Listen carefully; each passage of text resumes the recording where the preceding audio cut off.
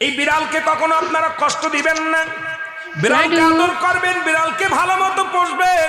বিড়াল যদি কোনো জাতির জন্য দোয়া করে, কোন গৃহস্থর জন্য দোয়া করে, ওই সংসারের মধ্যে উন্নতি শুরু হয়ে যায়। ওই সংসারের মধ্যে আর এক নাম্বার হলো, যে ঘরে বিড়াল থাকে সেই ঘরে জিন আসতে পারে না, জিন বাস করতে পারে না।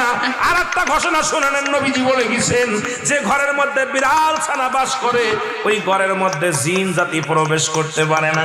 তাহলে ছোট ছোট মাসুম বাচ্চাগুলো যে ঘরের মধ্যে থাকে, মুসলমান অনেক সময় জিনের আশ্রয় পড়ে যায়, অনেক সময় জিনে আসর করে, ওই ঘরের মধ্যে জিনে আসর করে।